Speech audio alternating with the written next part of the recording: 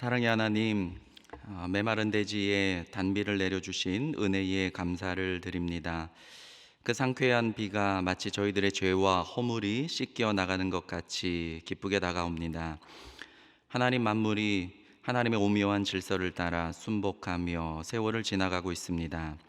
오늘도 자연과 모든 피조세계가 하나님을 경배하며 하나님의 권능을 말할 것입니다. 그러하기에 오늘 이 아침 그리스도인들이 주님의 얼굴을 바라며 하나님을 즐거워하며 주님을 찾나이다. 자비의 하나님, 아직 사람의 많은 수가 하나님을 알지 못하기에 이 새벽 아침이 되기까지 길과 거리에서 비틀거리며 죄중의 시간을 허무하게 보내고 있습니다. 그 중에 이 세상의 신이 믿지 아니하는 자들의 마음을 혼미하게 하여 그리스도의 영광의 복음의 광채가 비치지 못하게 함을 봅니다.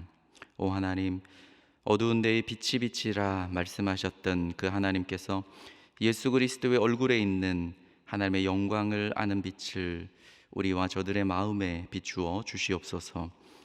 하나님, 저희들은 우리 안에 있는 탐심과 욕망의 큰 덩어리를 느낍니다.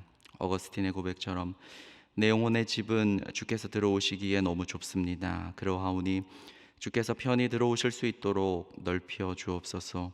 내 영혼의 집이 너무 황폐합니다. 그러니 주께서 고쳐 주옵소서. 내 삶의 추한 모습들이 주님의 눈에 거슬리더라도 내 모습 그대로를 주께 고백하오니 새롭게 하옵소서.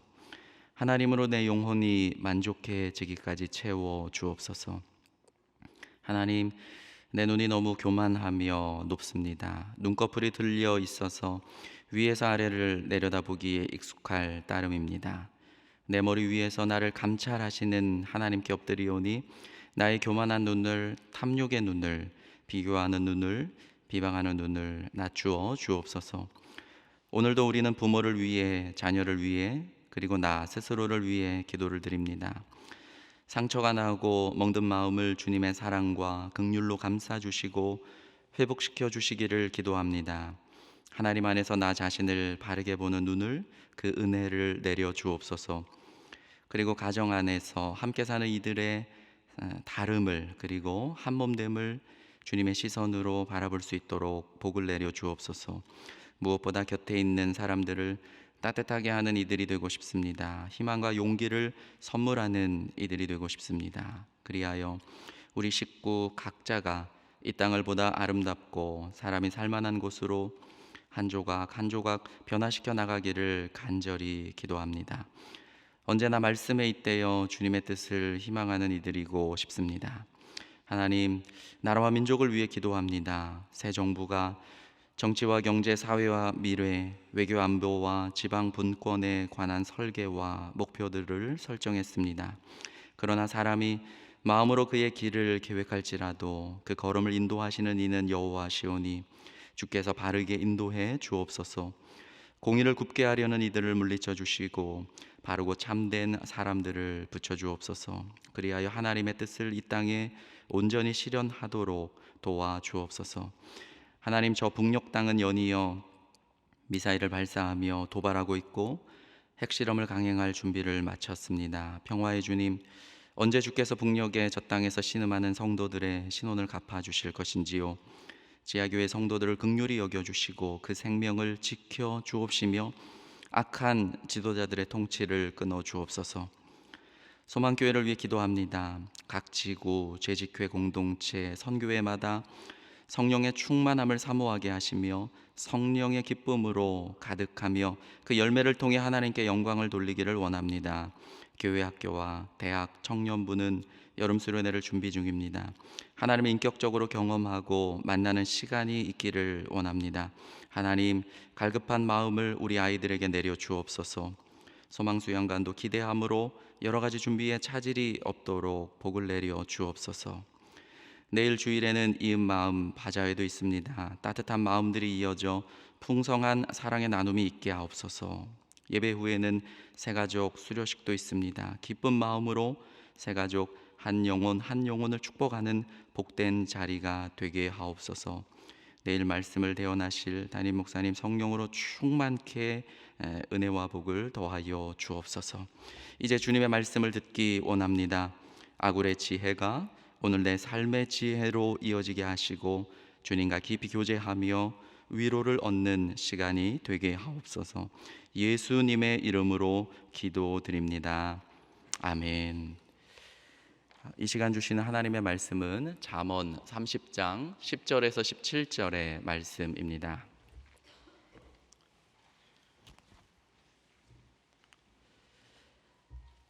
잠언 30장 10절에서 17절의 말씀 함께 합독하시겠습니다. 너는 종을 그의 상전에게 비방하지 말라. 그가 너를 저주하겠고 너는 죄책을 당할까 두려우니라. 아비를 저주하며 어미를 축복하지 아니하는 무리가 있느니라. 스스로 깨끗한 자로 여기면서도 자기의 더러운 것을 씻지 아니하는 무리가 있느니라. 눈이 심히 높으며 눈꺼풀이 높이 들린 무리가 있느니라. 앞니는 장검 같고 어금니는 군도 같아서 가난한 자를 땅에서 삼키며 궁핍한 자를 사람 중에서 삼키는 무리가 있느니라. 거머리에게는 두 딸이 있어 다오다오 하느니라. 족한 줄을 알지 못하여 족하다 하지 아니하는 것 서넛이 있나니 곧 스올과 아이 베지 못하는 태와 물로 채울 수 없는 땅과 족하다 하지 아니하는 불이니라. 아비를 조롱하며 어미 순종하기를 싫어하는 자의 눈은 골짜기에 까마귀에게 쪼이고 독수리 새끼에게 먹히리라. 아멘. 30장 1절부터 아굴의 잠언이 계속되고 있습니다. 아굴은 신비의 인물로 보이는데 자연을 잘 관찰하고 또 지혜가 될 만한 여러 가지를 수집한 인물로 보입니다. 히브리어로 아굴이라고 하면 나는 살 것입니다 라는 뜻인데, 그래서 사람들은 그를 나는 나그네이다 그렇게 해석해서 이렇게 옮기긴 합니다. 우리 인생은 나그네의 삶이죠. 그래서 그에게 두 아들이 있는데, 또는 두 제자라고 보기도 합니다만 이티엘과 우칼이라는 두 제자 또는 아들이 있었습니다. ETL 하면 ET 나와 함께 L 하나님이 나와 함께 하신다라고 읽을 수도 있고, 좀 다르게 읽어보면 하나님 나 참 인생 피곤합니다 그렇게 옮길 수도 있는 이름입니다. 우칼이라는 것은 나 할 수 있습니다 또는 나 승리해야만 합니다, 나 이길 수 있습니다 그런 뜻입니다. 그러니까 참 오묘해요. 아굴의 신탁은 나그네와 같은 인생길에서 자신의 연약함을 고백하지만 인생이 어찌나 그리 피곤하고 또 힘든지, 그러나 삶에 대한 긍정적인 방향성을 갖고 있는 것이죠. 우칼, 나 할 수 있습니다, 나 이겨낼 수 있습니다. 그렇게 아굴의 잠언은 1절에서 시작이 되었습니다. 어떻게 이기는가? 5절과 6절에서 말씀 안에서 이길 수 있고, 또 7절에서 9절까지 그 유명한 아굴의 기도 안에서, 기도로 우리의 피곤한 인생의 힘을 얻을 수 있는 것이죠. 오늘 우리가 살필 것은 종과 상전에 대한 단편적인 교훈 10절과 그리고 아굴이 수집했던 15절에서부터 이제 33절 끝까지 숫자 잠언의 일부가 되겠습니다. 본문 10절을 다시 한번 읽어봅니다. 너는 종을 그의 상전에게 비방하지 말라. 그가 너를 저주하겠고 너는 죄책을 당할까 두려우니라. 비방을 당한 종이 저주로 안갚음하는 문제를 다루고 있습니다. 비방은 혀를 놀린다라고 직역을 해볼 수 있는데요, 건설적으로 비판하는 것이 아니라 뒤에서 은밀히 남몰래 거짓말로 회방하는 말을 가리킵니다. 억울한 비방을 당한 종은 다른 곳으로 자신을 보호할 길이 없죠. 그러면 하나님께 호소하는 것 외에는 방법이 없습니다. 하나님께 호소하면 하나님은 억울한 자 또 연약한 자의 간구를 들으실 수밖에 없는 것입니다. 따라서 그에 합당한 보응을 할 수도 있는 것이죠. 따라서 아굴은 우리에게 교훈합니다. 약자를 함부로 비방하는 것을 극도로 조심해야 합니다. 사람은 인격체인 것 같아요. 인격체는 비방을 받으면 반응을 하는 존재를 말합니다. 심지어 아이도 반응을 하죠. 모든 것을 느끼고 또 상처를 받고 또 눈물을 흘립니다. 그렇다면 성인들은 말할 것도 없을 것입니다. 만약 약자가 하나님께 탄원을 하면 어찌 그 벌을 감당하려고 합니까? 그렇게 우리에게 교훈을 하고 있습니다. 이어지는 우리 11절에서부터 14절까지를 보면 악한 세대의 사중적인 특징에 대해서 말을 하고 있습니다. 각 절은 히브리어의 도르, 세대, 제너레이션쯤으로 옮겨볼 수 있는데 이런 세대가 있도다라는 말로 시작을 하고 있습니다. 11절을 한번 읽어봅니다. 아비를 저주하며 어미를 축복하지 아니하는 무리가 있느니라. 아마 10절에 그 저주하다라는 동사를 이어받아서 시작하고 있는 것 같아요. 이런 세대가 있구나. 그의 아비를 저주하고 그의 어미를 축복하지 않는 세대. 악한 세대의 첫 번째 특징은 부모에게 이제 저주를 하는 세대로 특징이 됩니다. 그래서 부모를 공경하지도 또 기쁘게 해드리지도 사랑하지도 감사나 순종을 하지도 않는 세대를 말하죠. 어찌 보면 저도 보면 부모를 자녀가 부모의 유산을 탐내는데 더 빠른 것은 아닌지 모르겠습니다. 악한 세대의 첫 번째 특징으로 부모와 자녀 간의 도의와 또 관계를 교훈하고 있는 것이죠. 악한 세대의 그 두 번째 특징은 무엇일까요? 12절을 한번 읽어봅니다. 스스로 깨끗한 자로 여기면서도 자기의 더러운 것을 씻지 아니하는 무리가 있느니라. 여기서 이 더러운 것은 굉장히 직설적인 표현인데요. 히브리어로 쪼아 또는 째라는 표현은 대변을 뜻합니다. 똥을 말합니다. 그러니까 본문은 수동태로 또 되어 있습니다. 배설물이 씻기지 않은 세대가 있구나. 태어날 때의 본래에 비유하자면 원죄의 그 더러움이 씻기지 않은 것으로 해석을 해볼 수 있습니다. 다 컸는데 아직 대변이 씻기지 않은 것입니다. 원죄가 신앙으로 예수 그리스도의 복음으로 씻기지 못했습니다. 그 상태로 고가의 향수를 뿌리고 또 슈트를 입고 깨끗하다고 착각하고 있는 세대를 풍자를 하고 있는 것이죠. 인간은 오직 물과 성령으로 거듭나고 또 중생의 씻음으로 씻는 것 외에는 씻을 수가 없습니다.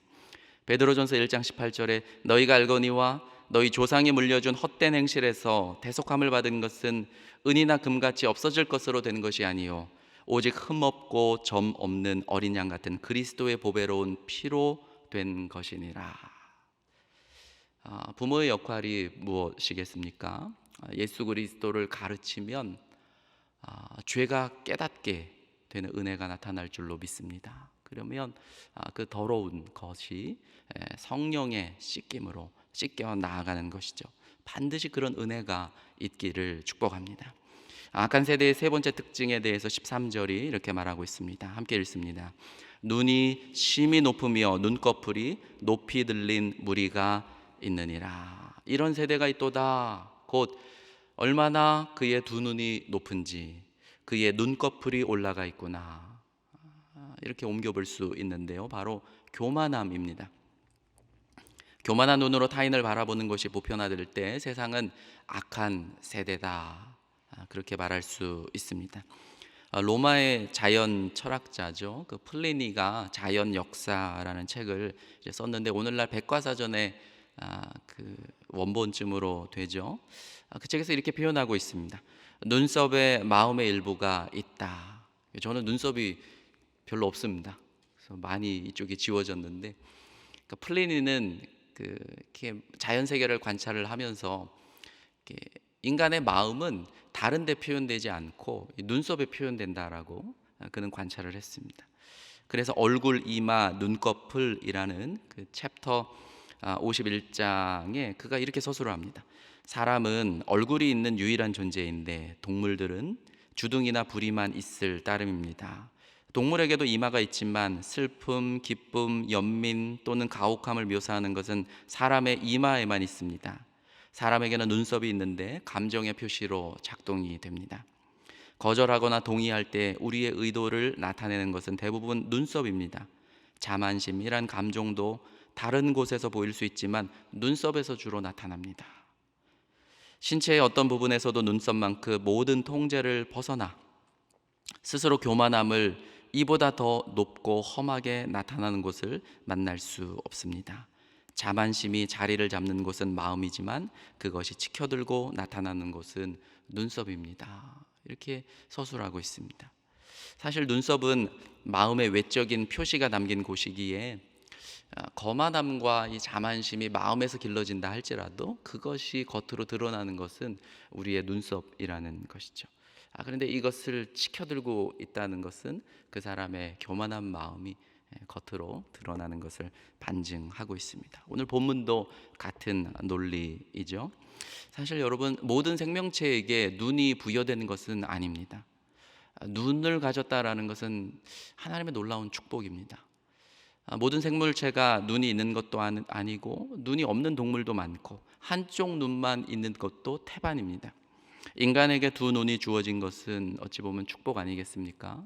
그래서 그 스위스의 유명한 정신의학자 카를 융은 인간에게 어찌 두 눈이 있는가? 그 이유에 대해서 나 자신을 바라보는 내면의 눈이 하나이고 타인을 바라보는 외면의 눈, 이렇게 두 가지를 다 가져야 비로소 온전한 내가 되기 때문이다 라고 말하지 않았습니까? 우리가 두 눈을 가지고 서로 평등하게 또 인격적으로 바라보면 좋겠습니다. 그리고 동등한 위치에서 우리 모두가 우리를 내려다보고 계시는 하나님을 겸손히 엎드려 올려다보고 예배하면 좋겠습니다. 네 번째로, 어떤 세대가 있으니 14절을 함께 읽어봅니다.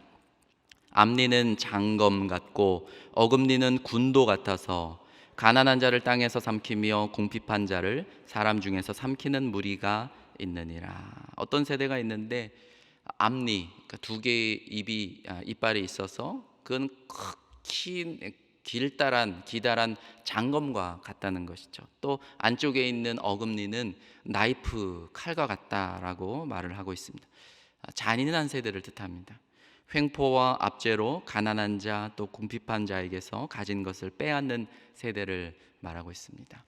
이 네 가지를 아굴이 요약을 해 놓으면서 부모를 저주하는 세대가 있다, 더러운 것이 씻기지 않는 세대가 있구나, 교만한 눈을 가진 세대가 있다, 또 잔인함을 나타내는 세대가 있다라고 하면서 악한 세대의 네 가지 모습을 우리에게 교훈하고 있습니다. 이어지는 15절에서 33절까지는 그 유명한 숫자 잠언으로 불립니다. 숫자 잠언이라는 것은 이 지혜론에서 이렇게 자주 쓰이는 하나의 문학적인 표현 방법입니다.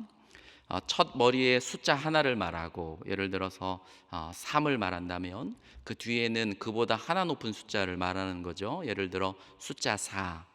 그리고는 우리가 일상적인 삶에서 관찰하고 또 경험한 것들을 그에 상응하는 숫자만큼, 그러면 뒤에 말한 숫자 4, 네 가지를 열거하는 그런 방식을 말합니다.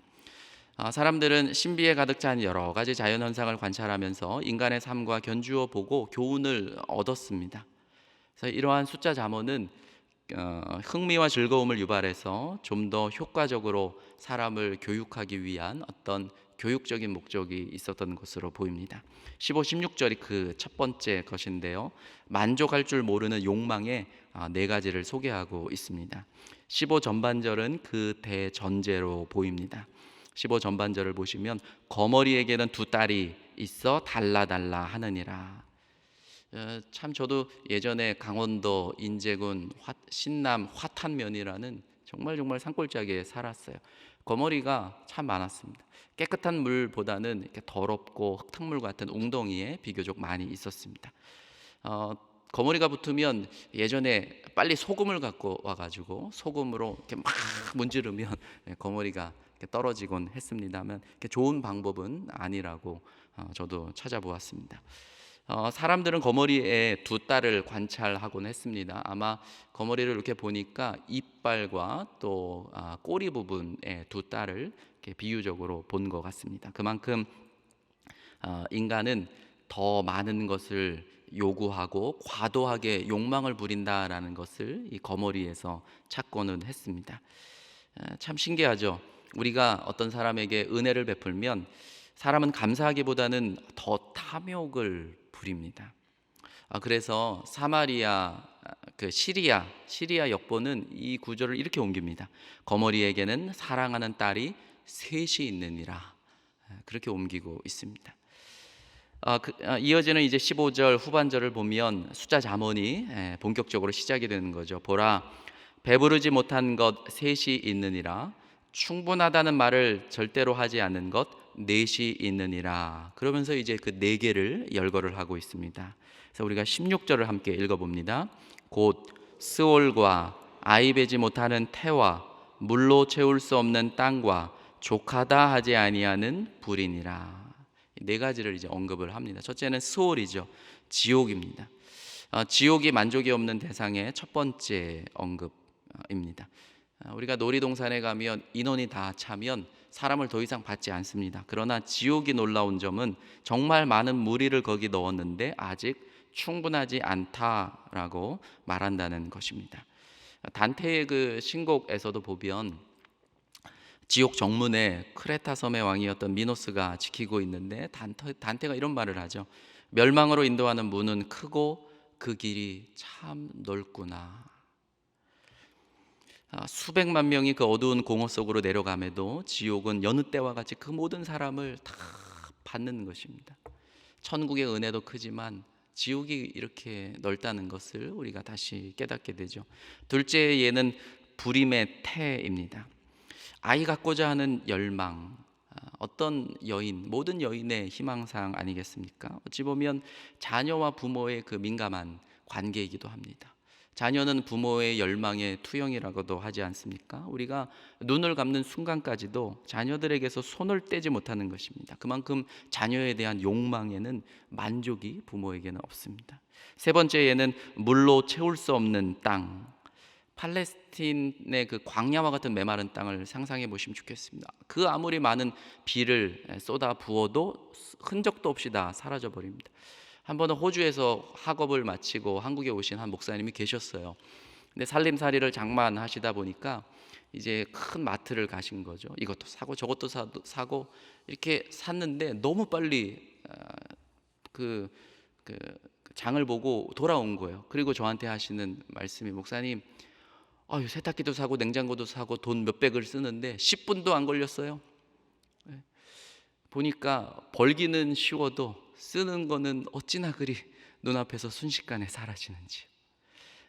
이 물질과 돈에 대한 욕망도 끝도 없이 우리 인간을 향해서 달려드는 것 같습니다. 네 번째에는 충분해라고 말하지 않는 불입니다.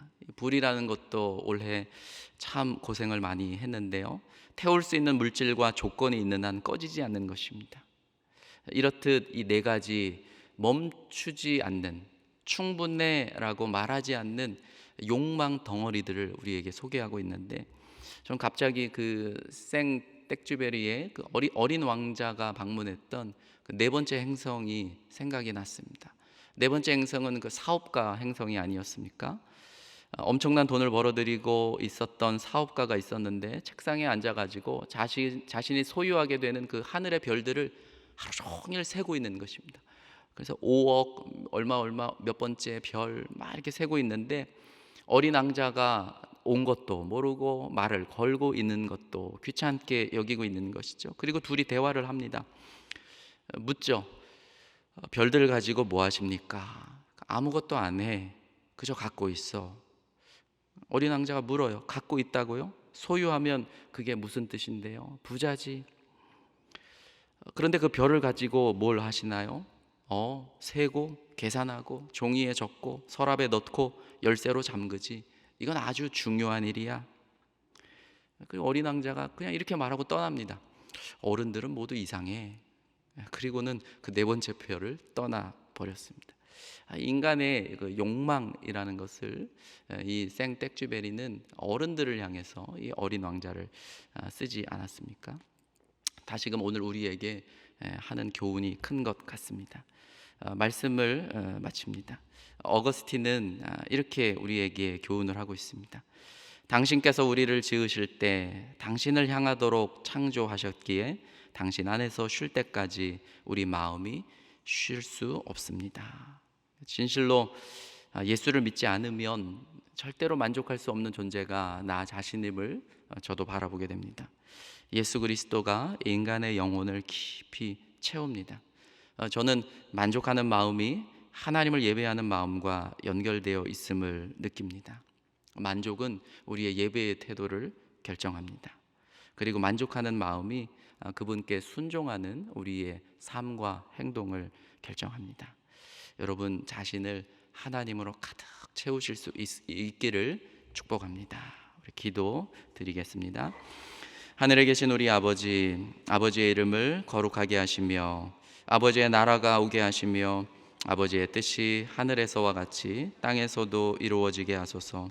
오늘 우리에게 일용할 양식을 주시고 우리가 우리에게 잘못한 사람을 용서하여 준 것 같이 우리 죄를 용서하여 주시고 우리를 시험에 빠지지 않게 하시고 악에서 구하소서. 나라와 권능과 영광이 영원히 아버지의 것입니다. 아멘.